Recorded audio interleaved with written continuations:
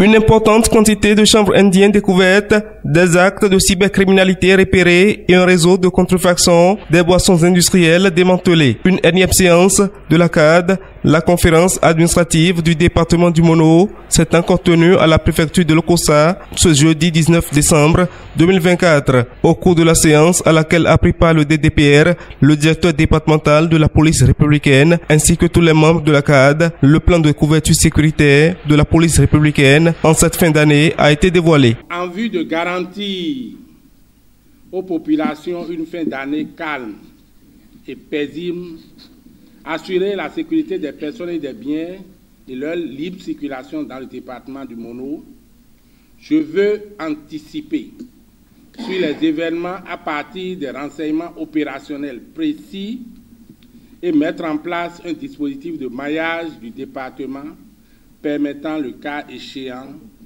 d'intervenir pour réprimer les actes criminels conformément aux textes en vigueur. À cet effet, 3 temps sont retenus. Le premier temps, c'est du 1er novembre déjà au 14 décembre. Ce temps, nous l'avons déjà terminé. Les rapports sont déjà transmis à la hiérarchie. Le temps suivant, c'est du 15 décembre au 22 décembre.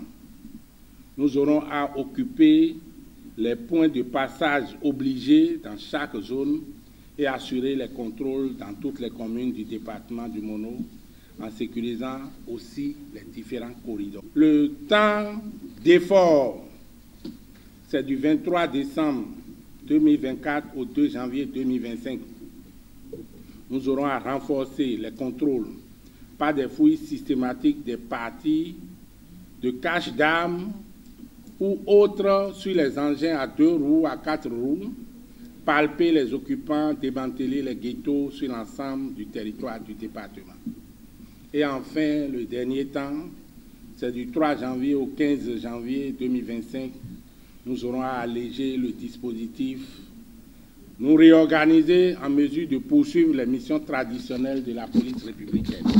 Voilà de façon résumée la planification des forces de défense et de sécurité. Quelques résultats pour les actions entreprises depuis le 1er novembre déjà. Je donne le cas de Lobogo, il y a de cela environ une semaine.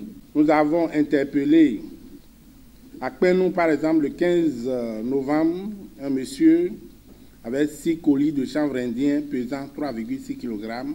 Le 15 novembre, à Commen, 8 individus pour des activités de cybercriminalité.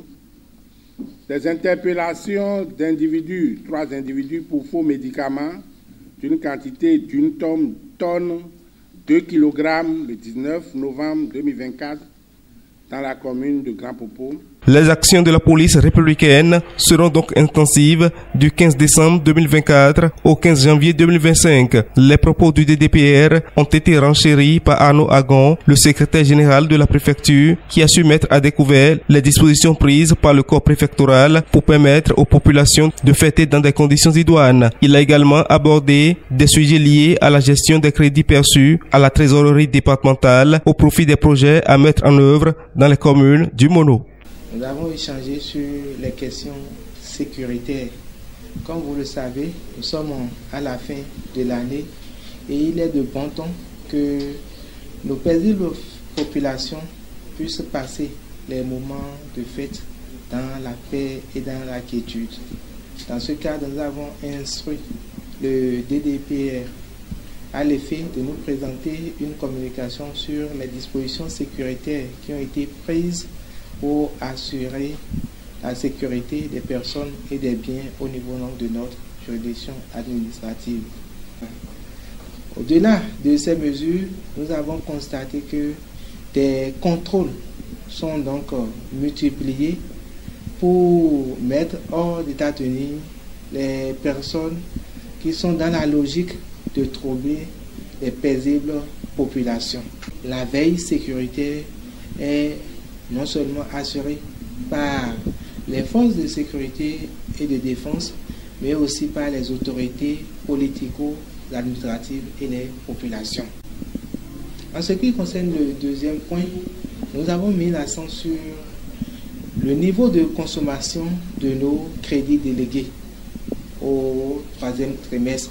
Tout est donc mis en œuvre pour assurer la protection des personnes et des biens en cette veille du nouvel an dans le département du Mono. Les populations sont donc invitées à collaborer avec les autorités pour la réussite des opérations.